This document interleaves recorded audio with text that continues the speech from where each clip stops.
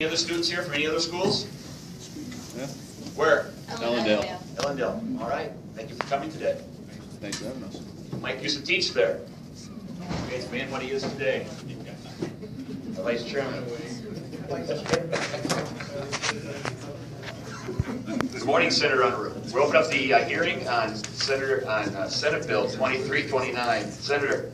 Good morning, Mr. Chair, members of the committee. I had never been down to this room before, so I kept walking like past the cafeteria, kind of looking around.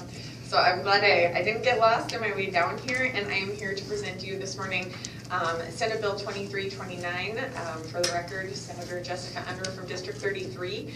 I am the prime sponsor on this bill, and my intention this morning is simply just to walk you through what the bill does. I believe there are other people that will be able to explain the intent behind it and why they think it's a good thing, or maybe why they think it's a bad thing. I'm sure you'll hear both sides. So what this bill does is it provides an exemption for children receiving home education from being required to take the standardized achievement test.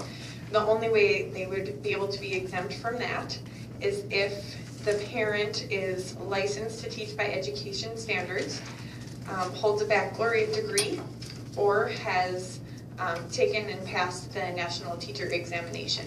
And then they also would have to provide that documentation to the school district when they file their intent to homeschool their children. So that's basically what the bill does, and I would stand for any questions, although I'm not sure I can answer them, but I would try. Thank you, Senator. Any questions for the Senator? Representative Russ. Thank you, Mr. Chairman. Senator, would you have the same feeling about public and private schools not having to give those standardized tests and those grades? That's a very good question, and I think I will leave that to the other people that are here or to present on this bill today. Thank you. Representative Rourke. Oh, didn't you? Okay. Any other questions for the Senator? Thank you. Thank you. Anyone? Senator Larson. Good morning. Good morning. I like that question, Representative Rust. I'm going to give you an idea on that. Sounds like he's loaded with bear. Mr. Chairman, I did have a motive there, and it's not the one that you people are probably thinking. Okay. Was your motive to fire up Senator Larson? Senator Larson. Well, Mr. Chair and members of the committee, Senator, state your name for the record. Oh, please. sorry. Senator Larson, District 3. I put it on the paper. I forgot that step. Well, I'm here as supporting this bill, and this bill reminds me of that tale, The King Has No Clothes. You know, it's a great idea. The king's walking down the street, and everybody's saying, "Boy, that looks great. You look great." One person goes, "You don't have any clothes on."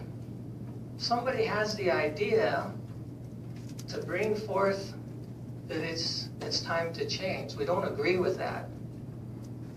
And that's where this bill is. So what I'm thinking is hopefully this bill will be the start of ending that North Dakota state test. Homeschoolers take the lead in this, and their ACT scores show that this test is being ineffective. I think as we look at this test, everybody talks about skin in the game.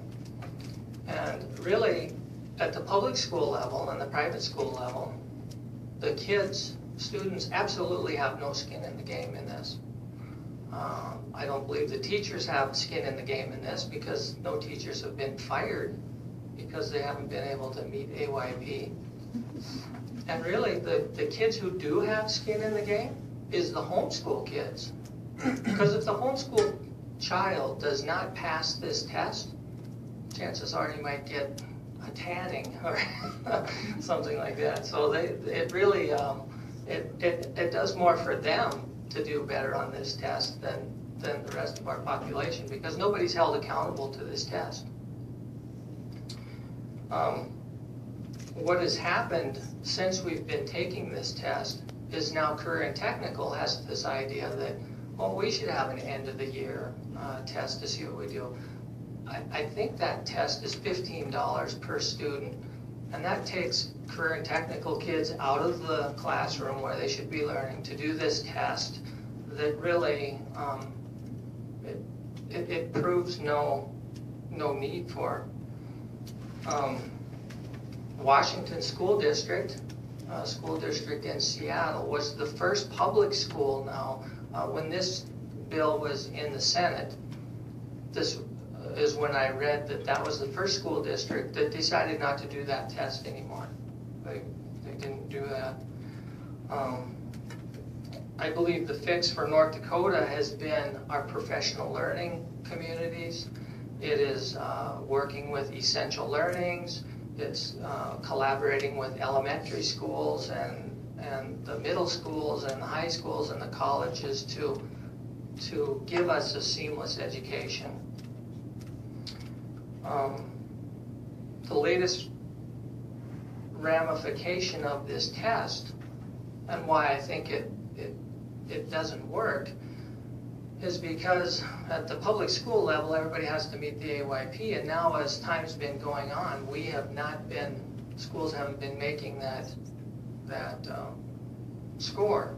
So what happens then is they bring people in to help us make AYP, they bring people in to show the instructors what they can do to meet that goal. And in my school district, what has happened is we didn't make AYP, and the students now have a half day off in school, and I don't know if it's every quarter or what it is, so that the teachers can all go and try to help make AYP and learn to better administer this test.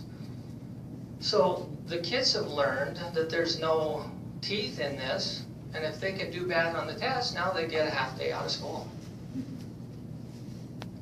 And somebody was talking about a degree on the test, that they have to have a 4-year degree or something like that to be able to be exempt from the test.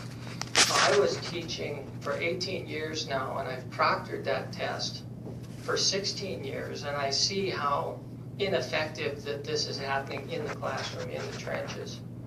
And so when I started teaching in career and technical, I had no degree. So I was actually proctoring a test that I didn't have a teaching degree for 8 years.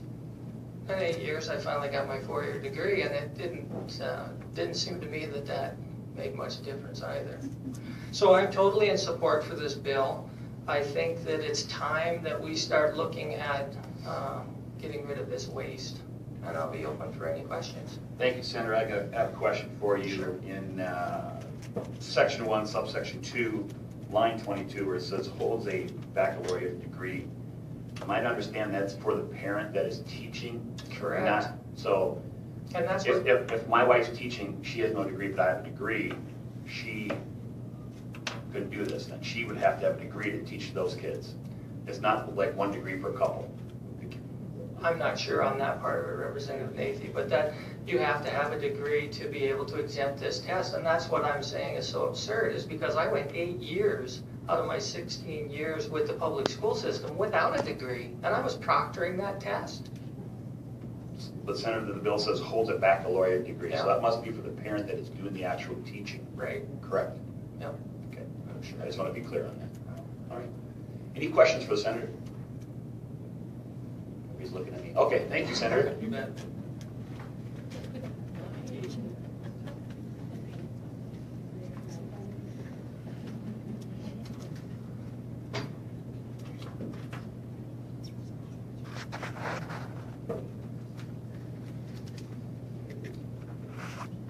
And anybody who comes up, make sure you sign in. There's a sign-in sheet, might be underneath. If you want to sign in, sir, you can kind of pass it around to anybody else. You can kind of sign in advance if you haven't already. Good morning. Good morning, sir. Nathy, members of the committee. For the record, I'm Dr. Glenn Brewer from Minot, speaking today in support of Bill 2329, which offers an exemption criteria for the standardized testing for homeschooled students. I passed out 3 documents. One of them is a compilation of the different states and territories' procedures on testing. Notice 30 of which do not require any standardized testing for homeschoolers whatsoever. The other second document is a compilation of statements from fairtest.org that details the limits of standardized testing. And the third is a single sheet of some quotations and some information about my wife and family. We're homeschooled. We have 9 children. Most of our children were homeschooled. I have a daughter who has a master's degree from Minot State in early childhood development. My wife has a master's, and I have a PhD. I'm speaking in support of this bill because it does not eliminate the testing requirement altogether, but it allows opting out for those homeschooling parents who show a higher level of qualification and therefore a higher level of responsibility in assessing the performance of their students. Education is changing significantly, not only K through 12, but higher education as well. I'm actively involved in higher education. I teach aeronautics courses for Embry-Riddle University, as well as working with a training environment with the U.S. Air Force up at Ohio Air Force Base. Education is changing significantly in all areas, especially the opportunity and the access of information to every free citizen of this country. Information is basically available to all of us. Homeschoolers recognize this unique opportunity in human history and the fact that we can tailor our instruction to our children the way we see fit to allow them the best opportunities in this life. Educational technology is evolving as well. More and more information is being presented over the internet and over that sort of technology. Humans are increasing their understanding of this world.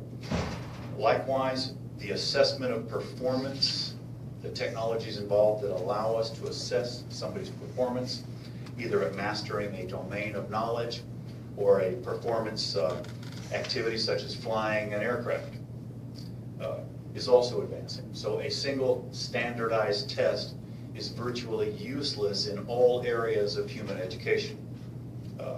Standardized tests are not useful, and the way they are used now is too little, too late. Homeschooling parents who are qualified to opt out of this testing requirement, and notice it does not eliminate the testing, it just allows a higher level of accountability by allowing those parents who have furthered their own education, sought a teaching certificate, or qualified themselves by taking a normed exam, have shown their ability to assess their children's performance to a higher standard than that which would be required by a standardized test. I would consider myself negligent if I personally had waited for a standardized test to tell me as a homeschooling parent that my child has a problem learning or mastering some degree of knowledge. Okay? So to use a standardized test to diagnose a learning problem, I think would be too little too late and would actually be negligent on the part of a concerned parent. I understand the state's compelling interest in ensuring a quality education for every young person in this state. But at some point, and especially with a higher level of qualification for the parents who show their responsibility in allowing those parents to opt out of a standardized testing scheme or regime, if you will, in favor of something more diagnostic, the day-to-day interaction with their children, and all of the learning technologies that are now available to just about everybody, that we can do better than submitting to the requirements of a standardized test. Those homeschooling parents who still wish can do so. But at some point, the state has to trust the parents who show themselves qualified to administer this type of testing or assessment of their children's performance. We'll have to trust them to do the right thing. I don't think any piece of legislation can ensure that all parents are responsible, but this one will allow those who show themselves to take on that responsibility. No matter how we measure success in the homeschooling environment, and I've used this question to examine the question of socialization about whether homeschooling can provide an adequate socialization. Well, let's just take that and apply that to the overall measure of success of homeschooling in total. Whatever criteria we use, whether it be grades on standardized tests, whether it be success in higher education, whether it be success of marriage and family life and absence of divorce, whether it would be teenage pregnancy or drug and alcohol abuse, or violence and delinquency, or success in business and commercial endeavors, or civic volunteerism and so on. If you look at any of these criteria and you look at the success of homeschooled students, I think you will find that your trust in the homeschooling situation is well placed, and I urge the passage of this bill to allow homeschooling parents who show themselves accountable to a higher standard have the responsibility and have the ability to opt out of a standardized testing arrangement in favor of their own resources. I'd be happy to answer any questions. Thank you, Mr. Brewer. Representative Russ. Thank you, Mr. Chairman. It is Dr. Brewer? Dr. Brewer. When I look at this bill, there is a qualifier to begin with. Okay, this bill does not provide for not having to take those tests if you have a, if you're licensed to teach, hold a baccalaureate degree or a meta score. That's a secondary thing.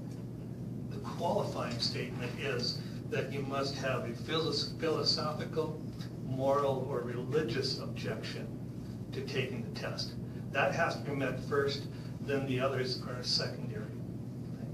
So would you suspect that most of the people would object to taking this test for philosophical, or would it be moral or religious objection be the reason for them opting out? The individual reason that a person may give, of course, will vary. And these allowances here for the reason, basically, to me, say that any legitimate reason that you can come up with, if questioned, would be legitimate. In other words, it can be philosophical, have nothing to do with your position on any religion or faith. Or it could be practical. It could be a scientific understanding of the use of standardized tests. So this covers all reasonable motivation for wanting to opt out. Now, could you repeat your question, please? Thank you. I was wondering, my reason for asking this is because I think part of this is not necessary in the bill. I mean, it states that they may, this section does not apply if the parent notifies a district in which the child resides that the parent has a philosophical, moral, or religious objection to the use of standardized tests. And then it goes into these other three things. And is qualified. And I'm wondering about the fact about, you know, first off, you have to have a reason for opting out. Then after you have a reason for opting out, there are three qualifying things in this bill that you must adhere to, must have. And my question is that first part even reasonable to have in the bill? Because everybody would say I have a philosophical reason, or do you think there are individuals in moral and religious objections? Chairman Natey and Representative Rust, I don't think that the reason that a person might give is as important as their qualifications for qualifying to opt out. Many homeschoolers are not religiously motivated, but many are. We have secular homeschoolers, Muslim homeschoolers, atheist homeschoolers, and so on. As far as whether this is necessary in there, I think it is a caveat that allows any reasonable grounds for opting out, and whether it's necessary, no, it's probably not necessary, but I like the fact that it allows any reasonable based objection, whether you base that on a matter of faith, or whether you base that on a matter of practicality, or scientific research into the efficacy of these standardized tests, or so on. Any reasonable objection, plus the qualifications, should allow a homeschooling parent to opt out of the testing Excuse me, requirements. your last two aren't allowed. Pardon me? Your last two aren't allowed. It's philosophical, moral, or religious objection. Okay. So I would suggest you better say it's philosophical. Thank you. I can agree with that, philosophical, yes. Thank you, Mr. Chairman. I was just wondering if you would potentially have any issue if that language was taken out of it, because I'm right on the same page as Representative Rust. I think you can open the door to somebody refuting that, well, that's not a legitimate philosophical, moral, or religious objection, and just taking that out and say if you have an objection, doesn't matter. I don't want my kid to take the test, doesn't matter why. And then you have to meet the criteria. I mean, would there be any problem in your eye with that kind of a language change in the bill? Chairman Nathy and Representative Heilman, I don't see any need for a reason to be given that if a parent or parents qualify to opt out, I would be satisfied that they simply show their qualifications for opting out and say, I choose to opt out, and not give a reason, because it's pretty subjective language. Representative Meyer? No, Representative Wall? Thank you, Chairman Nathy. Dr. Brewer, in gaining a doctor's degree, you were obviously subjected to a lot of tests. Did you see any learning value in the tests, or did you see them all as something you should have opted out of? Chairman Nathy, Representative Wall, believe it or not, in higher education these days, very little assessment of a student's learning is done with testing. At the undergraduate level, you often have fill in the blank and multiple choice questions. But at graduate levels, most of the time you have written material and dialogue with the instructors. And you're measured on your skills at putting together arguments and amassing information and quotations and information from other authors and researchers. In my doctoral studies, I was not given one standardized test, but I was asked to write and create research papers along with a dissertation that gathered information from a variety of sources. We've long since dispensed with the usefulness of fill in the blank or multiple choice questions.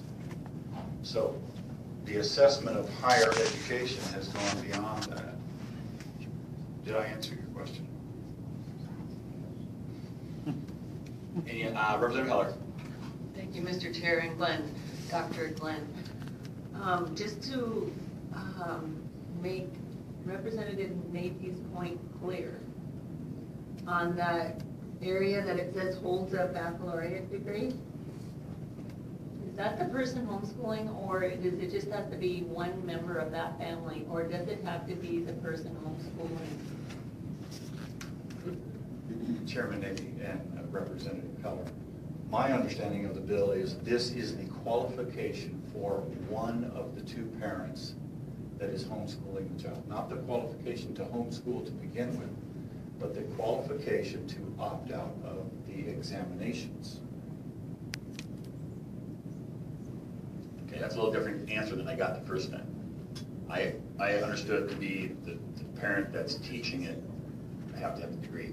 Maybe you can help me, Mr. Brewer, are homeschoolers, is it mostly just one parent that does all the teaching, or is it a group team effort between both parents?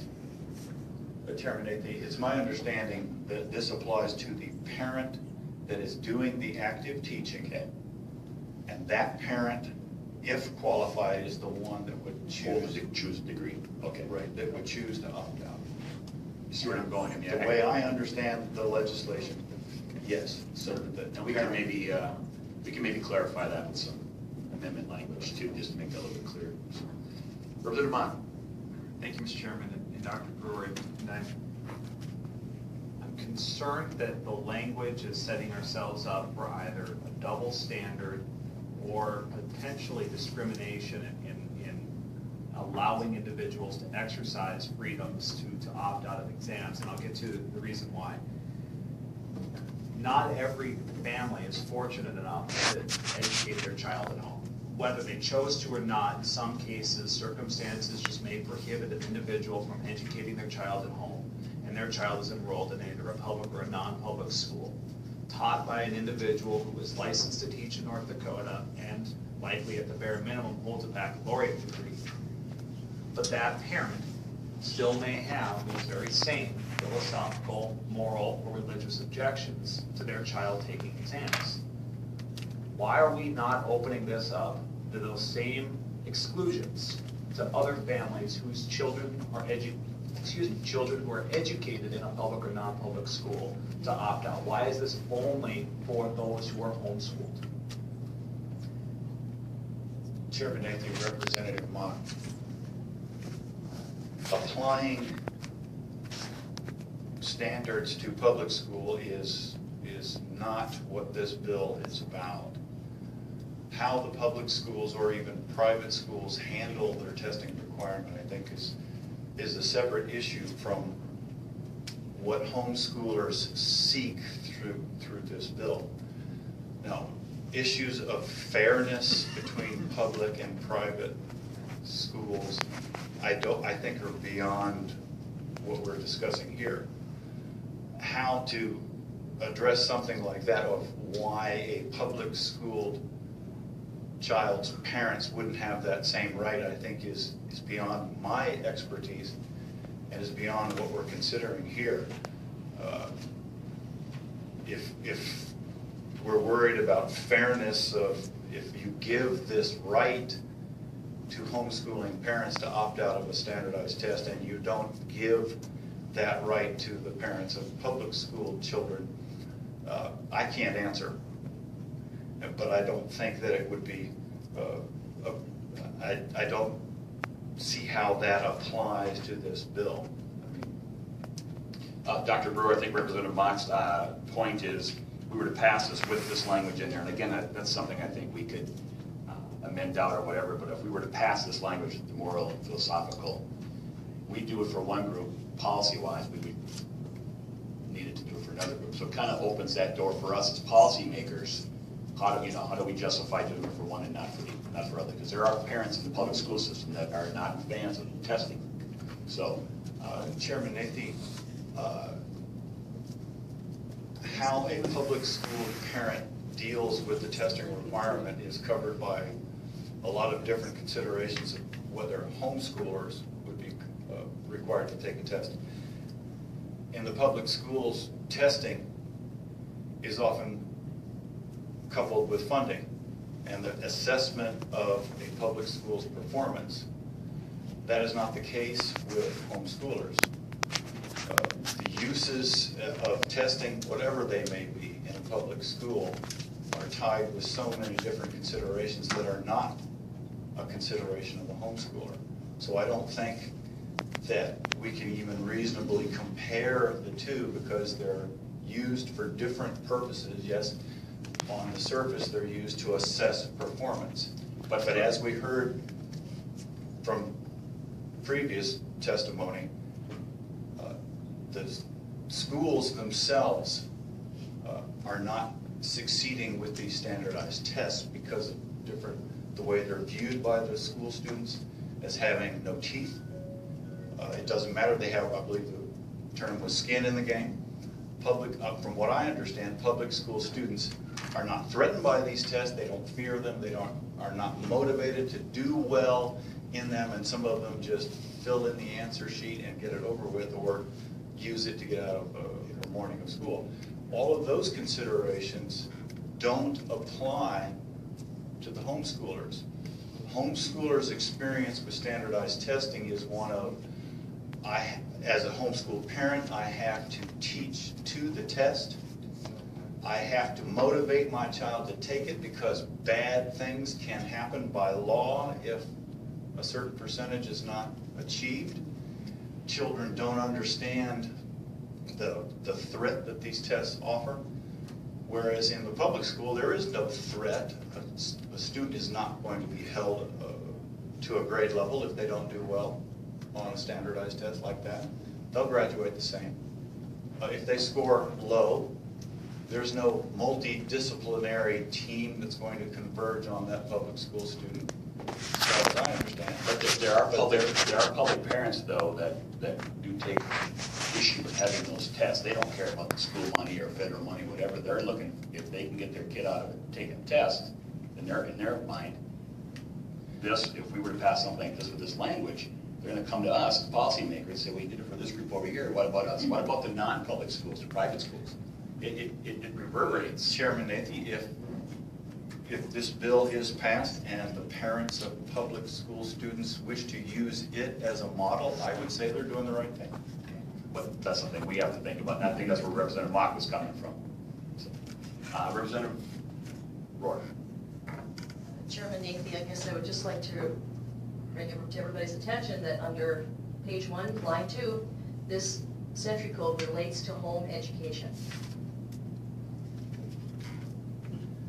Thank you, Representative Rohr. Representative Russ. Thank you, Mr. Chairman. Dr. Rubin, you probably will have you'll have divisions within homeschool people as well. I mean, kind of on Representative Mock's question. Maybe, I thought that's what he was getting at, but evidently it wasn't. For instance, you will probably have homeschool parents who have a philosophical, moral, or religious objection, but don't meet one of those criteria, and they would have to give the test, whereas you might have some that have that objection, but meet those and don't have to. So there actually is somewhat of a problem even within the homeschool community in that. Is that not right? Chairman Nathan, Representative Rust, all homeschoolers are not exactly the same in their beliefs about testing. And as far as this bill being fair to all of homeschool parents, my belief is that the very nature of education is when you show yourself qualified and approved for a higher level of responsibility, then that responsibility is granted to you. Granted, all homeschooling parents are not equally qualified academically, but this rewards and incentivizes the homeschooling parent to get a higher education, to get a teaching certificate, to get tested and approved to administer standardized tests. So as far as being disagreement among the homeschooling group, I don't think there is any disagreement. The more responsibility you show, the higher levels of qualification you attain, the more trust should be placed in you. Have I answered your question? Any other questions for Dr. Brewer? Representative Wall? No?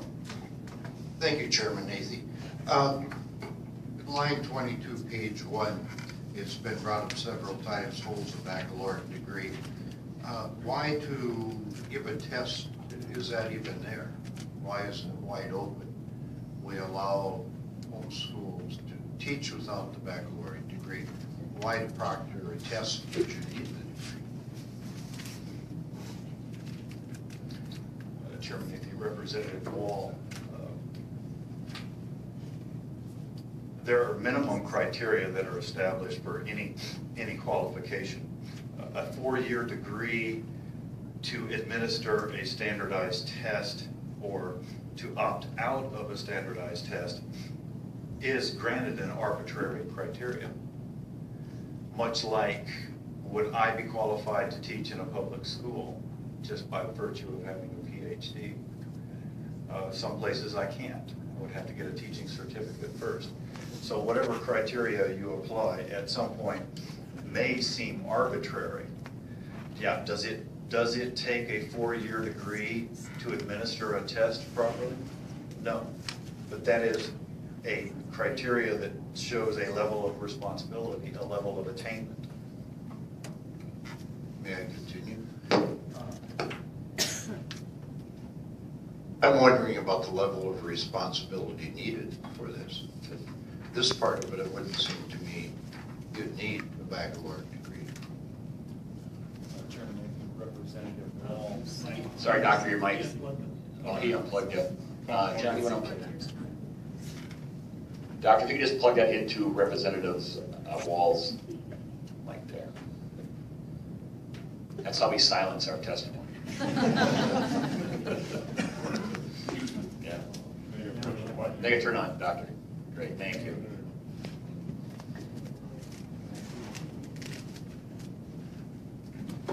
Representative Wall, you want to repeat the question again, please? Yeah, my question is, I guess, the level of responsibility and the degree needed to give the test. I'm not sure why you need the baccalaureate degree. Chairman Nathan, Representative Wall, if I had my personal preference, there wouldn't be any qualification above and beyond those basic qualifications that allows parents to homeschool to begin with. And whatever the state decides those minimum criteria are, whether it be a high school education, whether it be a 4-year degree, or what have you, if I had my personal preference, whatever qualifies a parent or parents to homeschool should also qualify them to opt out of testing. However, the bill does not allow anybody to opt out of testing, only those that satisfy the criteria, the licensing, the 4-year degree, or the minimum cutoff score on a national teacher's examination. So there again, that is in the language of the bill to allow that, what I term a higher level of responsibility, to opt out of the testing, not the right to homeschool to begin with. And as I said, if it was up to me, anybody qualified to homeschool should be qualified to opt out of a test. But that's not what the bill says. Doctor, just real quickly, when you give a test to one of your children, how long does it take you to do that? Chairman Nathan, my wife is the one that administers the tests. Roughly, ballpark. The tests that she gives, there are often criterion tests out of the curriculum, or they could be a verbal query to each individual student about the mastery of a particular passage that they may have read and so on. So as far as a set amount of time, I do not know how long she spends testing or assessing our children's knowledge. Thank you, Doctor. Any other questions for Dr. Brewer? Thank you. Thanks for your help. Thank you very much to the committee for hearing our testimony. Thank you for coming down. Anyone else here support Senate Bill 2329? We ask you to keep your testimony to the bill. Okay, good morning, Mr. Chairman and committee members. I appreciate your patience. I hope that your chairs are very comfortable. I've been here for quite a long time, so thank you very much for that. Please let me know if I didn't get enough copies. I have some more. Okay. You can start. My name is Brianne Larson. I have a degree in elementary education with a coaching minor. I taught 2nd grade for 6 years and coached for 13. My husband's name is Gannon Larson. He farms near Leeds and we homeschool our children. The bill's a very safe one. The parent teachers like myself who have invested time and money into obtaining their degree recognize the value of learning and certainly want that for their own children and are qualified to direct and provide for the educational success of their students. I'll skip the next part because Glenn already went over that, what the bill does and doesn't do. The next paragraph for me says, while in the public school classroom, neither myself nor my colleagues would have attempted to assess the progress made by our students by giving them an achievement test from an institution with differing content and differing benchmarks. My homeschool tests are not likely suited for students of corresponding ages at the public school. Their teachers wouldn't appreciate having to administer my test to their class and have their students' progress judged by the results. I shouldn't have to give their tests to my students, because I don't teach exactly the same material at exactly the same time. For example, my children began learning Latin when they were 5. My husband and I feel that's important. Sciences weren't my favorite. I would have liked to have had something before that, and I feel that kids learn language better when they're young as compared to early on. So that's one of the reasons we made that decision, and that's one of the differences in what we're doing curriculum-wise versus what the public school may be doing. They may do it later, but not now, and vice versa in lots of different subject areas. The bottom line is this bill is an easy one and a safe one. It's a great do pass for the committee, and I want to thank you all for your time and for your support. Thank you, Ms. Larson. Any questions? Seeing none, thank you. Thanks for coming. Thank you.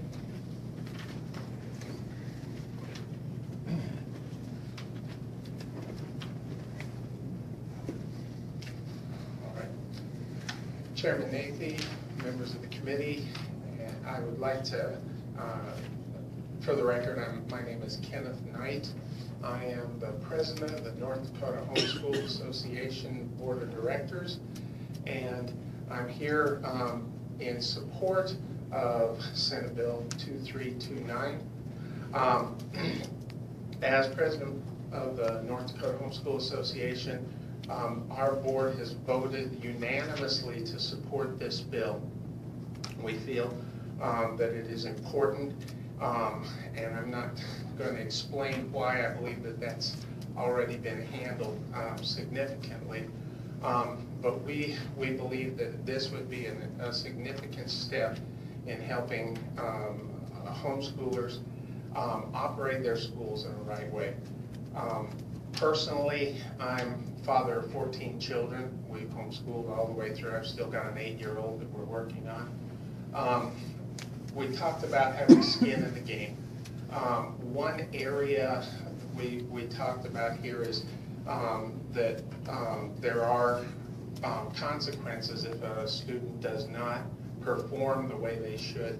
I have a daughter who has significant test anxiety, has physical symptoms because of the pressure that these tests, which don't accomplish what they're supposed to be accomplishing, do, and we've had to deal with those areas in our lives. So I believe that that for the sake of other students that are in these situations, that this bill should get a due pass from this committee.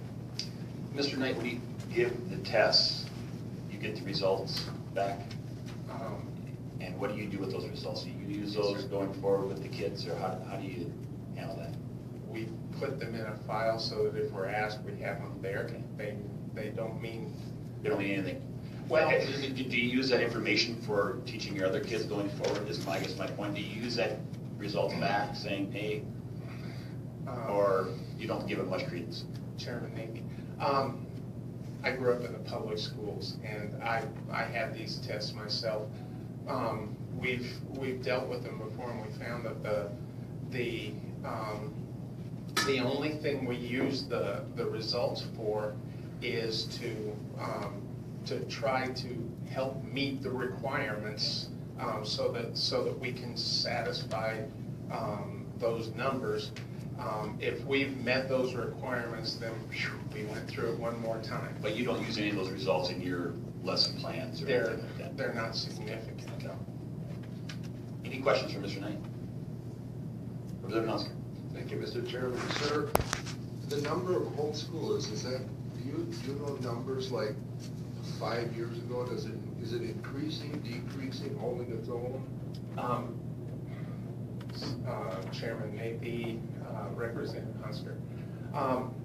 The numbers that we have as members of our North Dakota Homeschool Association are increasing. We're having more people join. There are many people who are not members of the North Dakota Homeschool Association that do homeschool. But from all the indications that we have, homeschooling numbers are on the rise. We have just over 200 members of our association, 200 families associated. We represent people who are not members in our organization, but we don't have records or knowledge of everyone that's doing it. Representative Heller. Thank you, Mr. Chair and Kenneth. Did this bill come from your organization to be submitted, or who actually is behind this bill?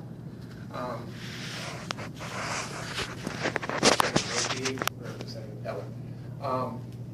We did not submit this bill through our organization. This was through the efforts of Paul Henderson's predominantly.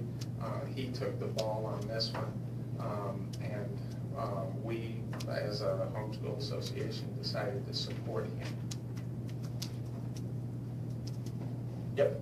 Thank you. And then one more question. You know, I was thinking about what Representative Wall was talking about, that, I mean, if it's necessary, if these people have to have a baccalaureate degree to be opted out, I wonder why the bill wasn't just drafted to allow all homeschoolers to opt out of the test, because if they're qualified to homeschool, they should be responsible enough to be able to opt out of the test. I don't understand that thinking. Chairman Maybe, Representative Heller. The main reason that wording, as my understanding, was put in, first off, this was submitted in the bill we submitted last legislative session as one of our parts that this committee deleted when it went to the committee. Last time it was under different leadership but that was taken out. The reason that specific wording was put in is because that's the wording that the legislature has had in the past pertaining to monitoring.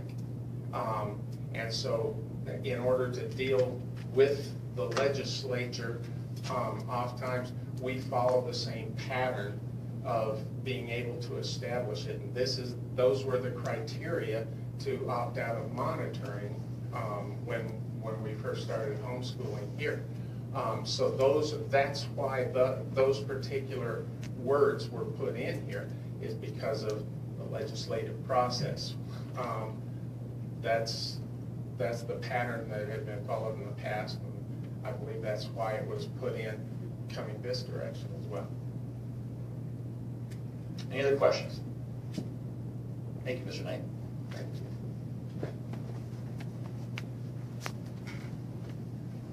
Mr. Lifford. Mr. Chairman Nathy, my name is Mike Liffrig from Center. I appreciate this time. Speaking to you, I'm a former prosecutor, and it struck me this is the first day of spring, which is good news for you all, because your sentences here at the Capitol are nearing their end. So you've served your punishment being here. And I have to say, I sat through this morning. I am in awe at your patience and your willingness to engage with people coming in here. This is a place where you can ask questions, and I feel like this is really well done, and good spirit in the room here. I wanted to talk just briefly about diversity and how important diversity has been in the history of our country, and even today I work with a lot of law firms all over the country, and every one of them, diversity is really, really important. And I'd like you to, if you would, think about that in terms of the context of what we're doing with this piece of legislation, because like in my family, our oldest, we've homeschooled for 20 years now. Our oldest went to Notre Dame, and for him, the whole paper academic testing was really important, and he glommed onto it. He was all over it. It was an ego thing for him. It was another day, another A. It was a really positive part of his educational experience. We have two daughters, not so much so. They didn't really do so well with the academic testing. So even within my own family, there's the diversity of needs. Every one of our kids is not the same. And so this bill allows the people who know the children the best to make those judgment calls, and that's the parents. The parents, there's nobody who loves my kids more than me and my wife. There's nobody who knows them and knows their academic needs better than Julie and I. And so if diversity is important in other parts of our society, it's important that as much as we can in the practical world of school systems and all the stuff that you folks deal with, as much as we can to encourage that diversity and let freedom flourish in little nooks and crannies, which is kind of what we have here going with the homeschool experience. There have been some questions this morning about testing, and I refer to this, what we're talking about with this bill is standardized paper testing. Because Charlie, over there in the green, has heard lately in the news about Governor Dalrymple's inaugural ball. And some of our kids went to this inaugural ball. And there was a pope who just gave his inaugural mass yesterday, and so I asked the kids, what does inaugural mean? This is just a discussion over breakfast. We don't know what it means. Do you know how to spell it? Don't know how to spell it. So that test that Chairman Nathan, you asked about, how long does the testing take? I was testing. I was testing their spelling. I was testing their current events. I was testing if they know what's going on in the world. And so that test took 15 seconds to administer. It told us that, you got to work on spelling. And maybe some of our Latin roots, this inaugural thing, is that tied into the root of August, or where does that word come from? Those are things that we are doing every day. And so to think about testing as only academic paper testing in a standardized way is very misleading, and it's not representative, I don't think, of the homeschool experience, because we test our kids all the time. I was in a Bobcat business here recently, and I conducted a physics test when we drove the Bobcat up for the first time on the back of our trailer, and we talked about the tipping point. Why do we have to have the trailer attached to the truck so it doesn't tip and cause a collision? So there's all kinds of testing experiences going on every day at our homeschool. Representative for us, over here. You had asked about the public schools being exempt from testing, and Representative Mock, I think that was a concern of yours, the double standard. What are we setting up for? And you as policymakers, of course, you need to be fair. And fair means treating people who are in the same situation alike. We are not in a public school system where there's 30 or 40 of these teachers they've got a whole different circumstance on their hands than my wife and I do when there's 3 kids, and we can test them intimately every day of their lives. So what the public schools have to do in their world is much different from ours, and I don't think that it's unfair to have different rules, different procedures for people who are in different circumstances. And so the school systems are really different. And if I were in your shoes thinking about policy and how would you explain it, that's what you would do. That's the explanation, is that these are different systems, these are different ways of educating.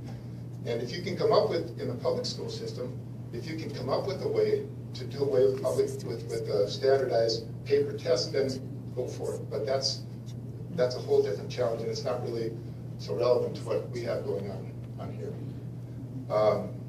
Representative Wall, you had asked about you asked Dr.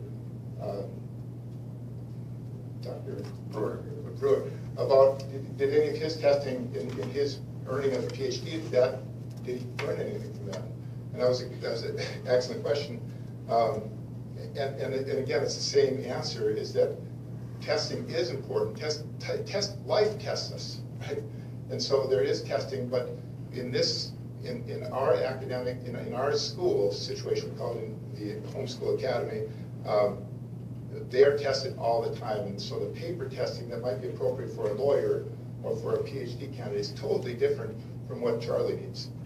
And we can personalize the testing much more specifically as homeschool parents. Also, I think there was a little bit of confusion in the discussion earlier about the need, why do you need a bachelor's to proctor the test if you don't need a bachelor's to teach, to be a homeschool teacher? And I think that's a little confusing, because the bill sets up those 3 opt-out requirements: a licensed teacher, a bachelor's degree, or pass the teacher's exam.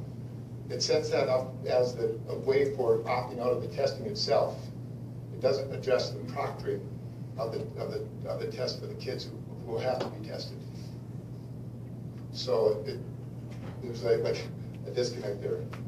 The bill is saying that if you meet these opt-out requirements, your licensed teacher, your bachelor's degree, or you have a teacher's examination, then your kids do not have to go through the standardized testing.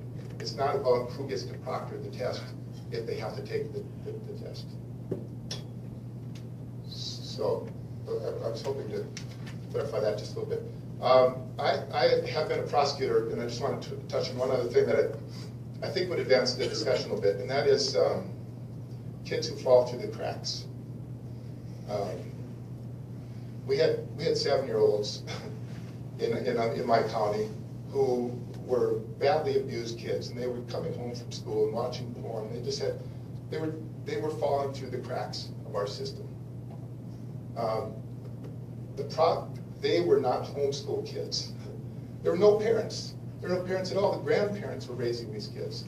Those are the kids in our system, in our society, who are most vulnerable and who need to be concerned. We need to be concerned about falling through the cracks. Most homeschool kids are so far removed from falling through the cracks that it's not really even, I mean, it's a theoretical issue, but it doesn't raise to any kind of practical issue at all. So I just wanted to offer those comments and try to answer some of the questions that came up earlier. I think that the last thing that Ken touched on was just a little bit, the homeschool movement has been very, I think, cooperative, and we've had a very cooperative relationship with this committee and with the legislature for 30 years now. The first people that homeschooled were my neighbors out in Oliver County. They were prosecuted for doing this, and instead of going down the litigation route and suing, we've been working with the legislature for a long time. We feel like we've continually advanced and taken small steps. We've earned the trust of the committee. We've earned the trust of the legislature. We've proven ourselves to be successful and excellent educators, and I think this is a reasonable step to take down that road of excellence, which everybody in the room wants for every kid in the state. With that, I will rest and take any questions we have. Thank you. Mike, any questions? Representative Russell. Thank you, Mr. Chairman. Our state has a compelling interest to guarantee that we have an educated citizenry. And I would say that our legislator is somewhat fixated on probably data and data-driven and research-based and all that stuff. How do we know if homeschooled students are not being harmed, or maybe if their model is better than ours, if we don't test them? Well, you have hearings, you get research, you listen to the social welfare people. There's a whole network of bureaucracies out there to indicate to policymakers such as you, to state's attorneys like I was, when there's a problem, when there's somebody falling through the cracks, when there's a failure on our hands. I don't think the paper academic testing is effective in any way to accomplish that objective. So then you would not be placing a whole lot of stock in test scores? Well, I have to be a little careful because it depends on the kid. I mean, like I said, my Notre Dame student, man, that was really important for him.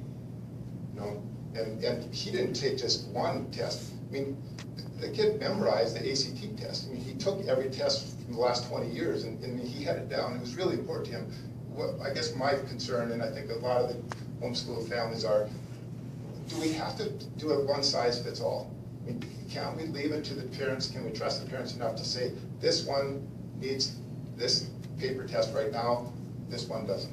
And that's, in my family, that's been, I mean, my daughter was badly hurt by this formalized testing, and she was in tears. I mean, it's something that the parents can decide, and that's what we'd like you to trust. And you're looking, it sounds like, Mike, you're looking for flexibility, like as you say, diversity from students. Right, diversity. I think we're in agreement in more areas than just one.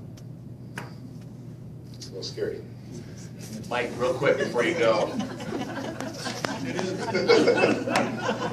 Real quick before you go, Mike, you wait the discussion earlier on. Do you have a copy of the bill, Mike, by any chance? I read it last night. I didn't. Okay, it's on lines 18 and 19.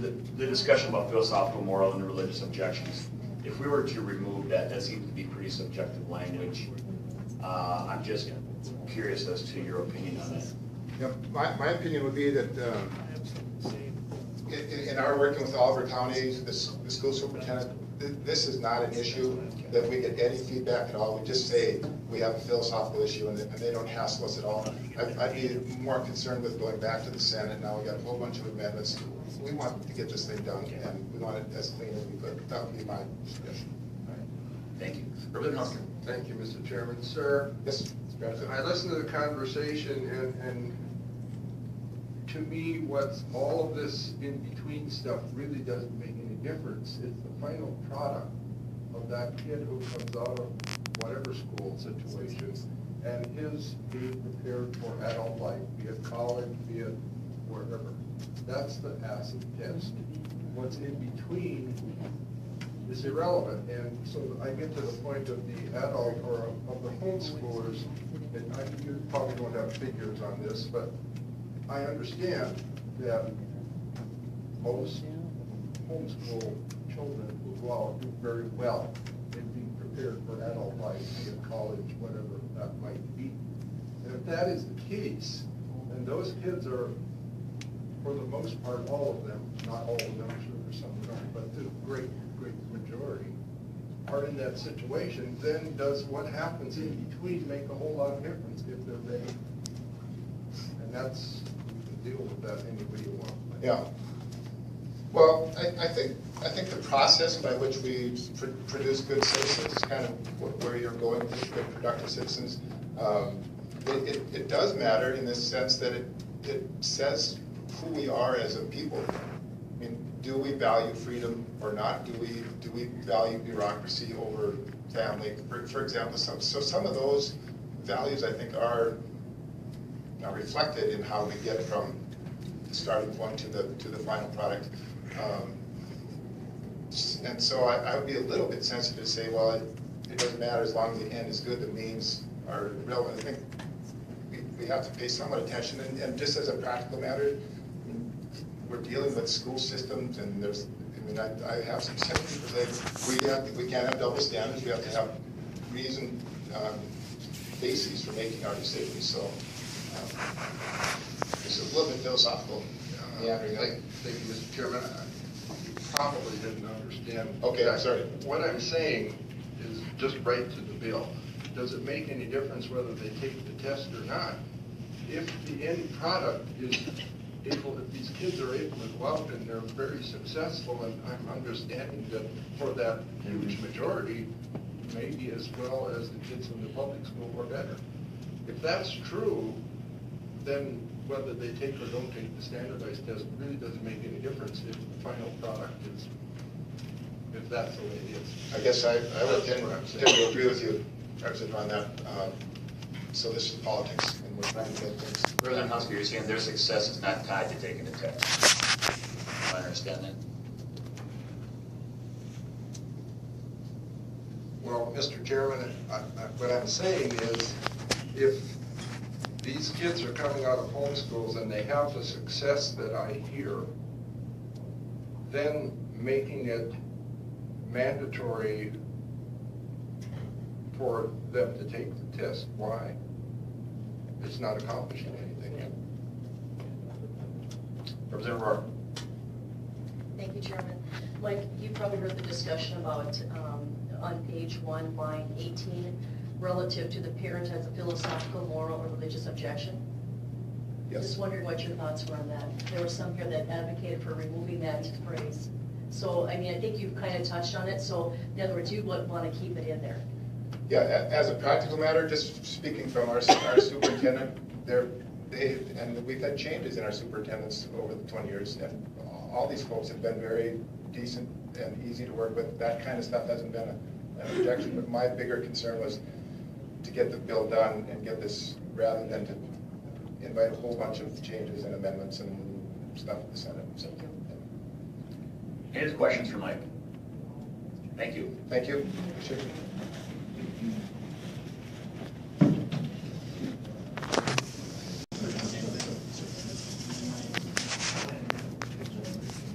Good morning. Good morning. My name is Donna Henderson, for the record, and I'm a homeschooling mom with 6 children. First thing I just want to touch on is where this bill came from. A question had come up, and this bill was drafted last legislative session under the directorship of Jim Bartlett, who was the director of the North Dakota Homeschool Association, and a legislative team of 6 homeschooling dads who all got together and proposed it. And that's where that came from. It got amended out last legislative session in this committee, and only another part of the bill passed. But that's where this came from. And the board was prepared. They planned to submit it, and they had various changes. They lost their lead gentleman who was going to work on it legislatively, that had committed to it, and they lost some other board members, and that's where Paul Henderson, my husband, and I stepped in, and we said, we'd sure like to help with that. And that's why, you know, we ended up kind of spearheading the thing. Sure. All right, I also asked for your support on Senate Bill 2329, and I believe this bill offers choice into the testing laws for home-educated students in North Dakota. And it's not that we don't test our children, but we confirm what they're learning using a different system. We use performance-based assessments of our children. That means every day we see their progress. We don't go on to the next math problem until we know they got this one. You know, we ask them questions about the book they read, so we know that they're reading properly, and, you know, ask them spelling. We ask them questions every day. So that's how we know their progress. Standardized tests are meant for standardized curriculums and standardized teaching methods. And we are, like I said, very diverse. A lot of us use very different teaching methods from each other, even with the different children within our home. So I don't think we have any standard homeschoolers that we all do something different. And it's all because all the children are different, they're individual. We're not asking to remove testing altogether, but rather to provide a provision to opt out if the parent has an objection and certain qualifications. And again, I would ask too that you leave the language in for the objection. I believe it was in there because it's building. That's our first step as to why we want to opt out, and it kind of leads to the next point of how we can opt out. We believe it's an important part of the bill, and we would not like to see that amended, in my opinion. And actually, the qualifications that are there. Now, when we first started considering the possibility of homeschooling, we looked at North Dakota's laws, and back then, the parents had to be monitored unless they had these very same qualifications. A 4-year degree, a teacher certificate, or they had met or exceeded the cutoff score of a national teacher exam. Now, I believe these were put in by the legislature at that time. Those were what they deemed as qualifications for us to being able to home educate our children. So I believe that's where that language came from. It was successful. I believe the legislators and everybody really believe that showed a commitment to a child's education. And the reason that we put that in for this is because we just thought that it worked the last time. It would be we just kept that same wording. I did not have a 4-year degree or a teacher certificate. I had a 2-year degree, so I was unable to opt out of the first 2 qualifications, so I researched the third option. And after much consideration, we decided it would be an advantage to us and our children to go ahead and invest the time and effort to go and take the test. There's no educational requirements needed to take this test. I mean, it's open to everyone. And it was the 3-part PPST, which is the Pre-Professional Skills Test. And it consisted of reading, mathematics, and an essay. And anyway, I did pass it, and it was a great option for us. Those of us that don't have teacher certificates or 4-year degrees, it really makes it open to all homeschooling families. There's not a fairness issue of who gets to opt out or who doesn't. It's who's committed to do this, and it's open to all. We never had any problems when it was with the monitoring. There was never got that feeling of, well, you can opt out of monitoring and I can't. We never had that in the association. It was a fair and open choice for everyone.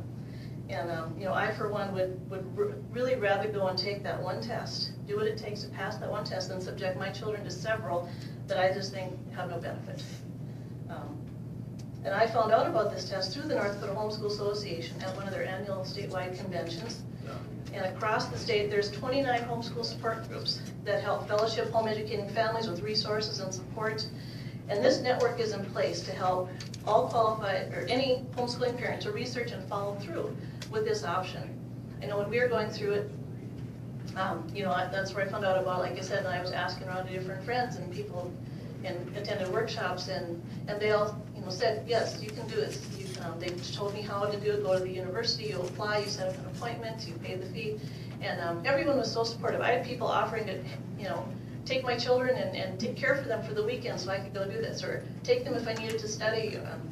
And I know we've had talks with the board and various members that, you know, the fee to take the test is about, I believe, $135 is what I researched it just lately. I don't remember what it was 12 years ago, but that's what and if there is really, we've talked about this, if there's truly people in need that the support group is there to help them financially with this too. We would all pass the hat. We would make sure that if someone really wants to go, who really cannot afford to go, we will make that happen. That's what our support groups are for.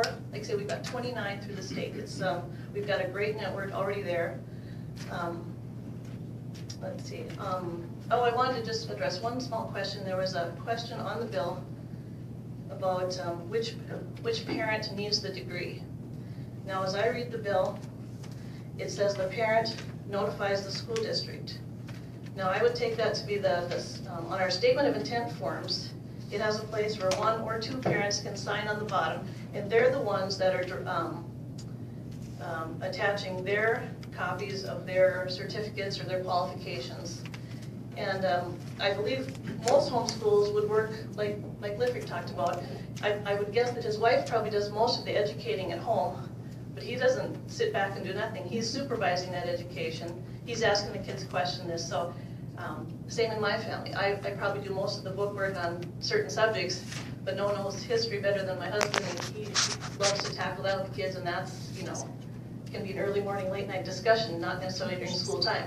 My point being, my husband is supervising the education in our home, and I'm teaching what he would like me to teach, and what we work together to decide what is important for our family. So I believe that there again, nothing would need to be clarified in there. I believe that the parents are working together and they sign the form and they're notifying, and the qualifications, you know, of the one parent should suffice for the family. So I guess that's the end of my testimony. I would ask for a due pass on Senate Bill 2329, and if you have any questions I can help you with, I'd be more than happy to. Okay, thank you, Donna. Any questions for Donna? If not, is there any more people in favor? Thank you.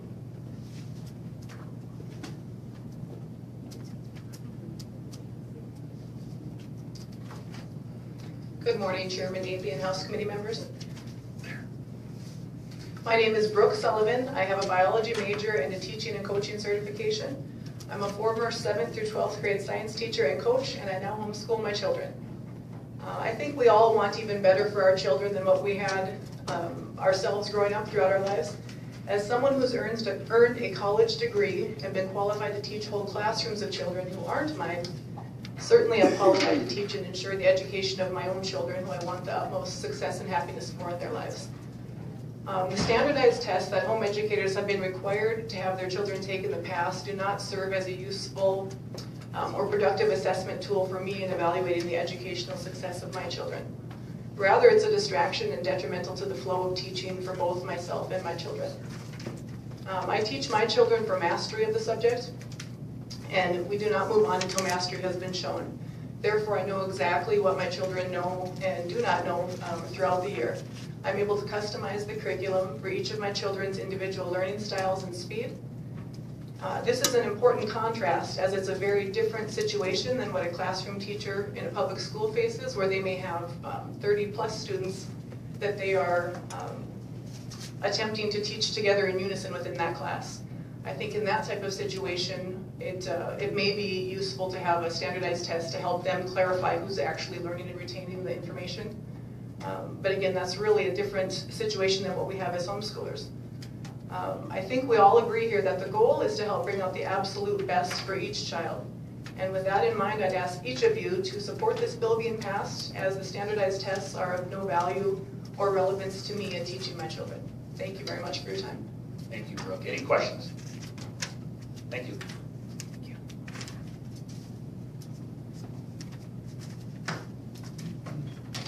Good morning, Mr. Chairman and members of the board. My name is Martin Klingenberg. I'm here from York, North Dakota. As you probably can hear, you know, I'm not a U.S. born citizen. I'm a naturalized citizen from South Africa. And when I came to the decision in the 90s to move out of the country, it was majorly because of schooling. And because of the standardized testing that was done, implemented here in Africa. I did not want to subject my children to that, because I would lower their education there.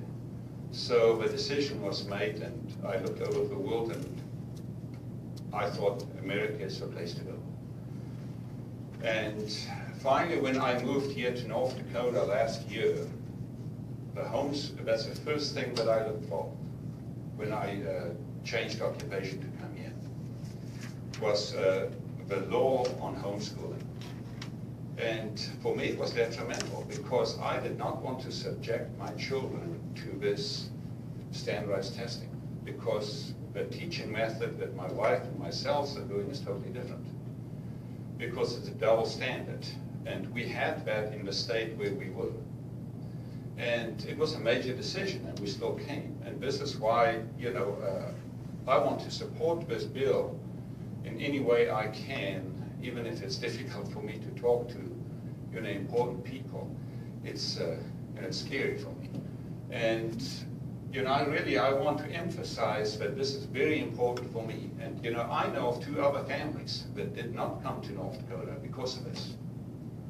And I want to really urge these lawmakers that you look very careful at this bill for what is important for the homeschooler. It's not necessarily we don't do it the way the public school system does.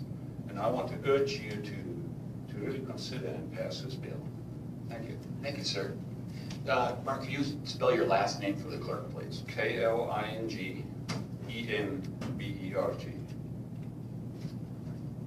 All right. Any questions? Thank you. Anyone else here in support of Senate Bill 2329?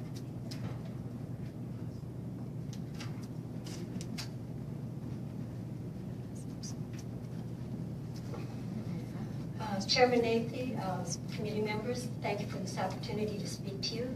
My name is Robin Smith. I'm from Allendale.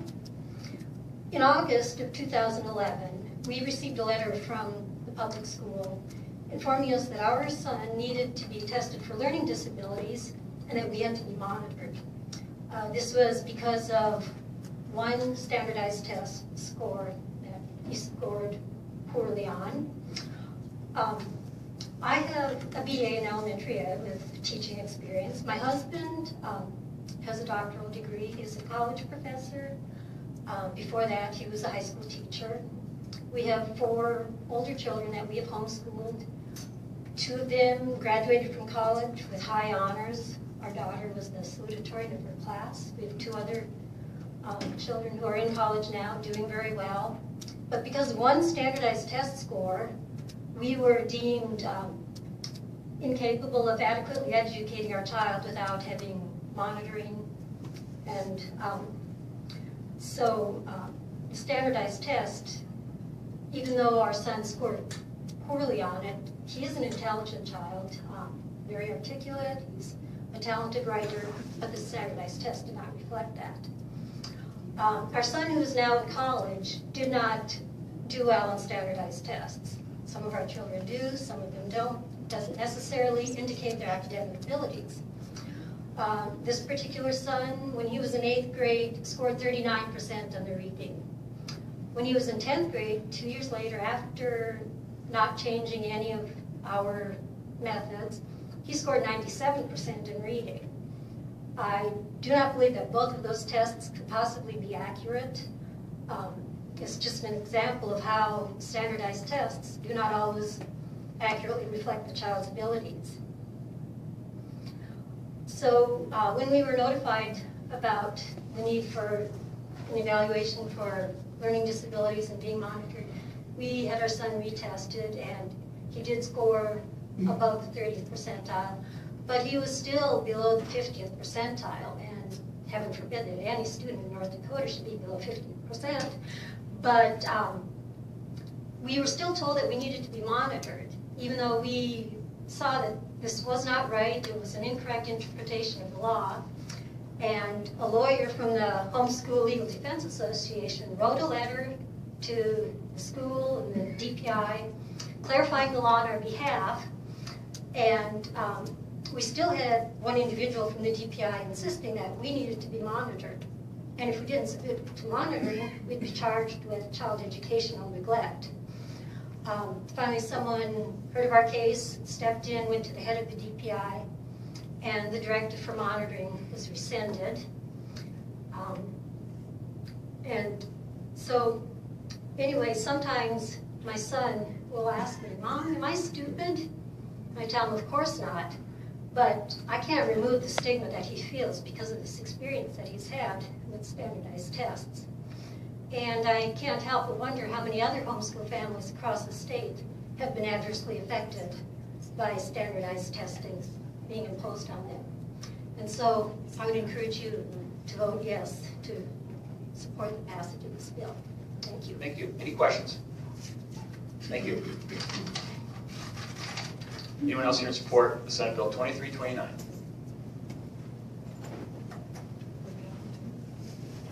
I just have some copies of some written testimony. Okay, that was asked to fantastic. submit. Please send it. That'd be great. Anyone else here in support of Senate Bill 2329? Anyone here in opposition to Senate Bill 2329?